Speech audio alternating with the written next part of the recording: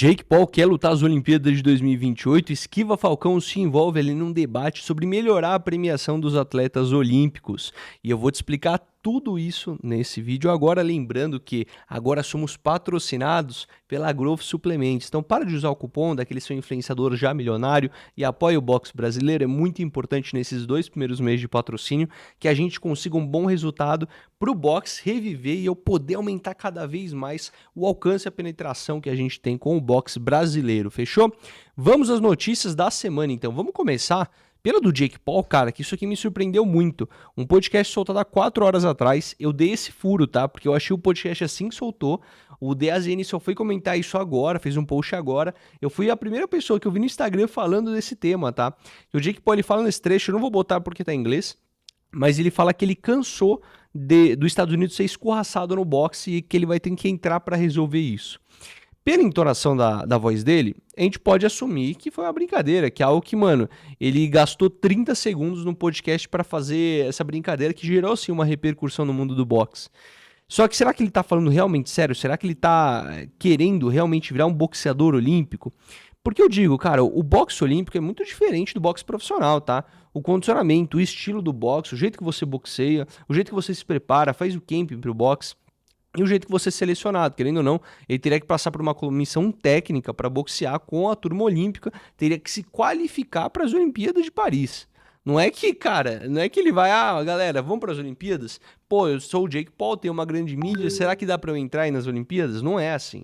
A Olimpíada você tem todo um processo qualificatório de você ter que ir para a preparação no Mundial, no caso dele, como ele é americano, no Pan-Americano, vai fazer toda essa preparação internacional, e ele, como é um cara que ele é um empresário de sucesso, ele não tem esse tempo para abrir mão, para ficar focado só em condicionamento de treino. Lembrando que, cara, a seleção brasileira treina 2 vezes por dia, eles moram no alojamento todos juntos, a grande maioria entre eles, e eles têm mau tempo para sobreviver ou para cuidar de outros negócios. Imagina um Jake Paul da vida, que tem pelo menos 5 empresas aí no seu portfólio, e que, cara, tá focado no boxe profissional, que, cara, querendo ou não, é 2 lutas por ano, 2, 3 lutas. O boxe olímpico, cara, a gente tá falando de mudar de 2 a 3 lutas para 14, 15, 16 lutas, até 18 lutas. A gente tá falando de enfrentar um Pan-Americano que você pode fazer uma oitava de final, quarta semifinal em um intervalo de 10 dias. Então é muito diferente o jeito que a gente está tratando aqui a preparação técnica desse cara. Ele é um bom boxeador? Cara, eu, na minha humilde opinião, eu gosto muito do Jake Paul, tá? Eu não sou aquele crítico ao Jake Paul falando que ele tá arruinando o boxe. Eu acho que ele fez muita coisa boa pro boxe, gerou muita atenção pro boxe, tem muita coisa que a gente deveria valorizar nele. Mas eu acho que aqui foi só simplesmente assim, ele falou, vou causar, deixa eu aparecer nas matérias de boxe, porque eu tô um pouco apagadinho depois da minha última vitória, deixa eu aparecer um pouquinho nos portais de notícias, só pra galera relembrar que eu estou aqui. E funcionou, porque eu tô aqui comentando dele, você relembrou que o Jake Paul existe, que ele faz boxe ainda, que ele tá ativo, mas eu acho difícil que, cara, ele consiga até se qualificar para as Olimpíadas, tá? Primeiro, ele tem que passar pela triagem da equipe olímpica americana. A equipe olímpica americana teria que falar, Jake Paul, vamos convocar você. A gente está deixando de convocar um outro atleta que provavelmente é melhor do que você para convocar você. Vamos supor que por mídia, por marketing, aconteça isso e ele seja convocado. Maravilha, foi convocado.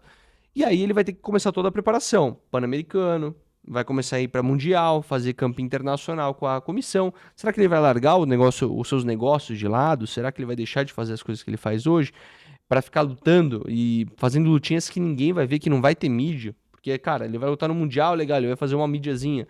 Mas não é a mesma coisa, ele não vai lutar com um cara grande. E mesmo assim, cara, eu imagino esse cara pegando no Mundialzinho, nem um Mundial, numa preparação, cara. Imagina ele pegando um boxeador da mesma categoria do Uzbequistão. Cara, para um boxe olímpico, ele vai tomar um cacete federal, tá? Se ele pegar uns caras do Cazaquistão, Uzbequistão, os cubanos, ele não tem o estilo boxeador olímpico. É muito diferente. A gente tá falando aqui de um esporte muito diferente. Cara, eu posso entrar aqui nas diferenças? Posso, mas eu já fiz um vídeo explicado com você semana passada, que, cara, é exatamente isso aqui, ó. Deixa eu abrir pra vocês.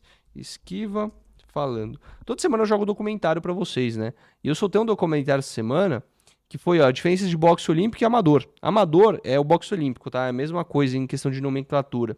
Então, caso você queira ver as diferenças, está aqui. eu digo isso porque, mano, é esporte diferente, tá?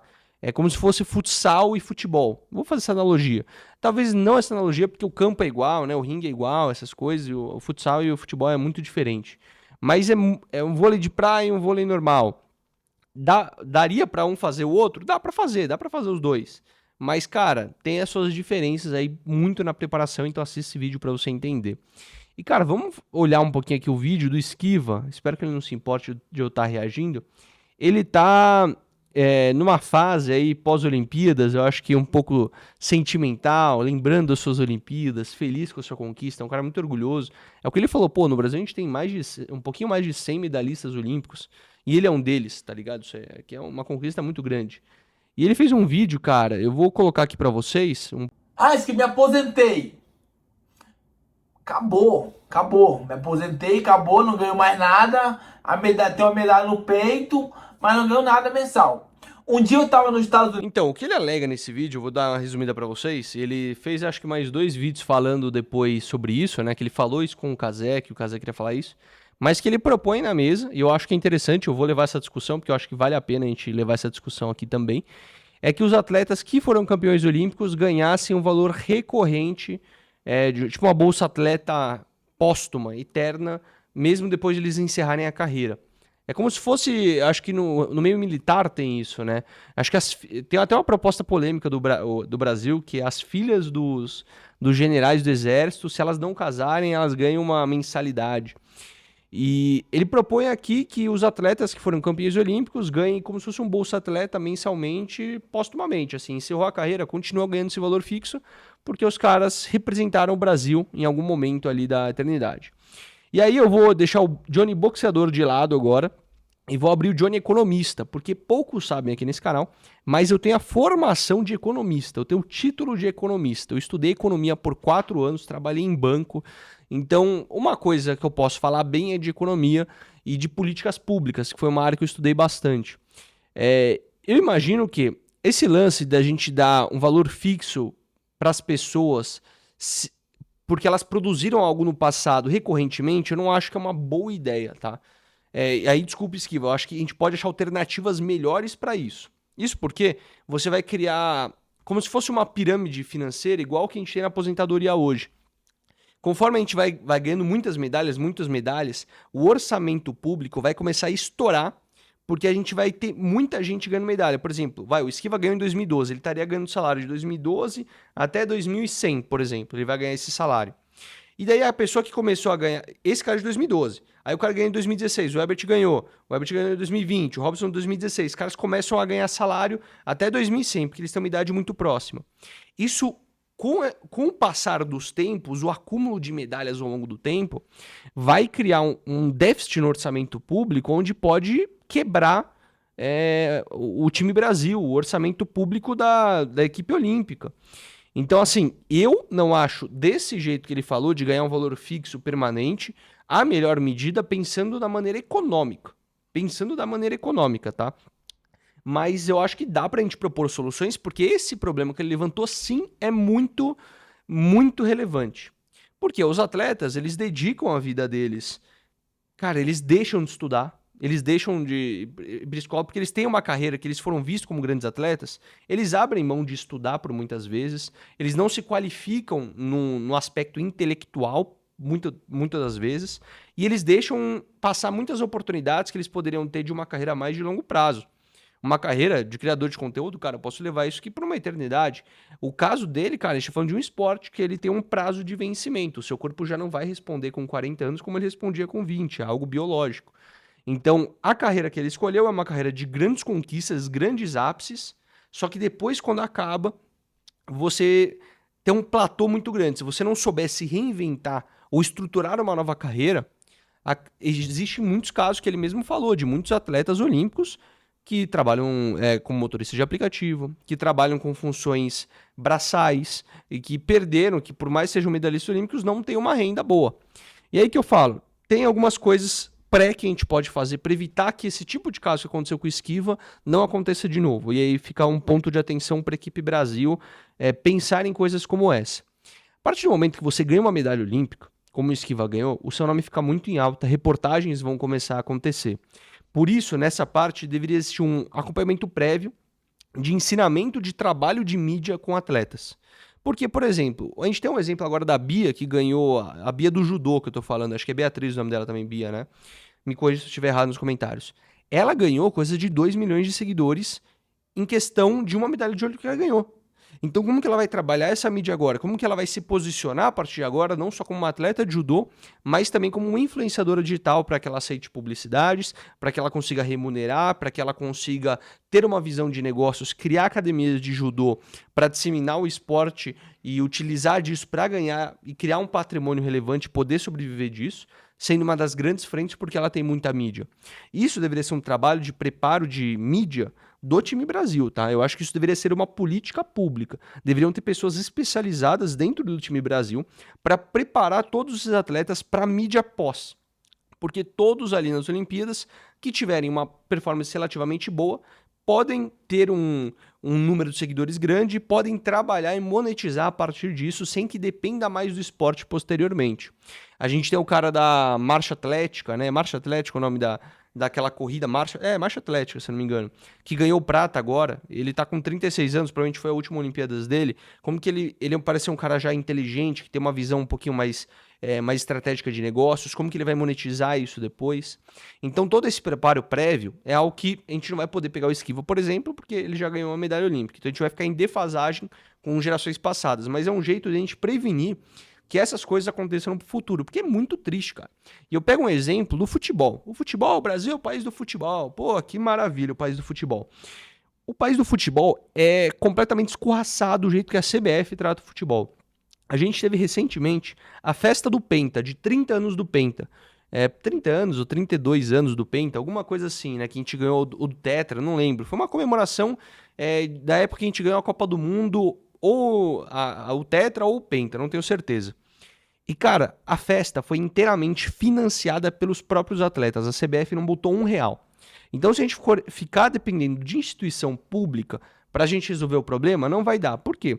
Esses caras deveriam ser comemorados, porque eles ganharam um título mundial que colocaram o Brasil como o país do futebol. Como o maior campeão único que tem 5. Todos os outros que tem 4. A gente tem 5 campeões mundiais. E quem tem que fazer a festa são os próprios atletas se organizarem no grupo de WhatsApp, fazer uma vaquinha com o dinheiro próprio deles para fazer uma festa. Isso é um dos maiores absurdos que eu já vi. Então, uma notícia ruim pro Esquiva, infelizmente, né, pro meu parceiro, é que é pouco provável que em vida a gente veja uma mudança de política pública, pelo menos nos moldes que ele colocou, tá? E agora eu tô pensando como Johnny economista, porque isso é algo que, como eu falei, dar valores fixos, como a gente dá para aposentadoria, para o INSS, que é totalmente quebrado no Brasil, eu acho muito difícil acontecer. Eu acho que vale a gente levar essa discussão. Eu acho que assim, já se mostrou muito aberto. Tem algumas medidas provisórias que, né, isentaram a cobrança sobre as premiações dos atletas nas Olimpíadas, o que é algo muito bom. Só que é o que o Esquiva falou. Eles não ganharam essa premiação. Pô. O medalhista de ouro hoje, ou prata, ganha R$300 mil caso ele ganhe uma medalha. Acho que de prata é 150 mil. Ele não teve isso. Agora, como que a gente pode fazer uma reparação histórica e fazer com que esses atletas... É difícil, porque, cara, como a gente falou, tem 115. A gente vai pagar um valor retroativo para eles, porque eles ganharam a medalha. É muito difícil. É uma questão de política pública, de jeito que a gente trata atleta, é muito difícil. Porque, por um lado, cara, não sei, eu não tenho um modelo melhor para se propor do que esse de fazer um pagamento fixo a partir de agora, uma bonificação retroativa. Ou o próprio COB, né, o Comitê Olímpico Brasileiro, pegar esses medalhistas, trabalhar em marketing durante o período que não é período olímpico, para reviver esses atletas e poder gerar mídia para esses atletas, porque ainda não, o Comitê Olímpico, o time Brasil, eles têm mais de 1 milhão de seguidores no Instagram, eles podem fazer políticas internas para reativar o Instagram de todos desses pessoas e trabalhar e educar essas pessoas para se tornarem influenciadores do esporte, se tornarem embaixadores do COB, quem sabe, e ter um salário por serem embaixadores do COB. E durante essa passagem, olha aí, já estou começando a brisar nas ideias. E durante essa passagem, como embaixadores do COB, eles poderiam treinar esses atletas para possíveis funções que ele venha a desempenhar, seja como treinador de boxe. Vai que o Esquiva queira virar treinador no futuro de boxe. Vamos supor que alguma outra atleta queira virar treinador, ou quer virar analista de dados, ou quer virar a parte psicológica, palestras, e preparar essas pessoas. Então, assim, eu digo que a economia ela não precisa ser necessariamente, vou dar o dinheiro para a pessoa. Ela pode ser feita de uma maneira mais inteligente e uma maneira mais criativa. Então essas são algumas ideias que eu pontuei aqui, que ao mesmo tempo a gente não cria um rombo público e ao mesmo tempo a gente consegue dar oportunidade para essas pessoas que a gente não teve o tratamento correto com elas, tá? Essa reparação com elas. Eu acho que esse assunto que o Esquiva levantou é sim muito relevante, porque eles nos colocaram no mapa. A medalha do Esquiva tirou a gente da fila de 44 anos sem ganhar uma medalha no boxe, então tem que sim ser lembrado.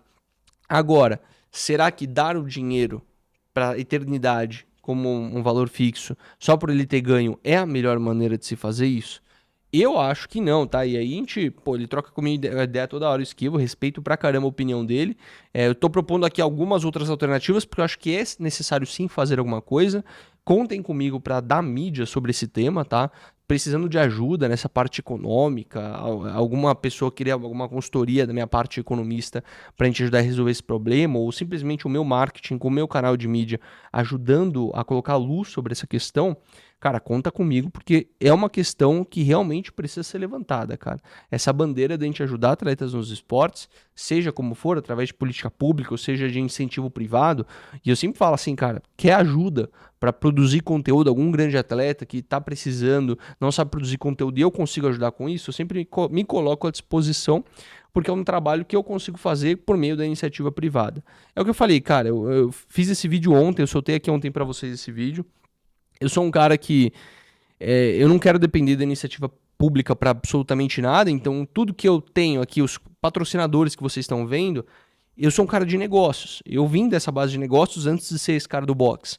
Então eu soube conectar com essas grandes marcas que você está vendo aqui, porque foi um trabalho de aproximação, um trabalho que eu já sabia de abordagem de vendas, que eu conectei com eles e consegui isso com eles. Mas isso porque, olha que interessante essa reflexão que eu vou fazer com vocês agora. Eu passei 24 anos da minha vida estudando sobre negócios, estudando sobre empreendedorismo, estudando sobre economia, e eu não fazia boxe. Eu me tornei um indivíduo que até os 23 anos era quase obeso, considerado obeso, né, na tabela do MC. E eu não fui um bom atleta, eu não sou um atleta, e estou longe de competir profissionalmente ou um amador, porque eu dediquei a minha vida toda estudando termos técnicos e capacidade de fazer negócios. O que me retornou financeiramente, eu estar estável por conta das marcas que me patrocinam.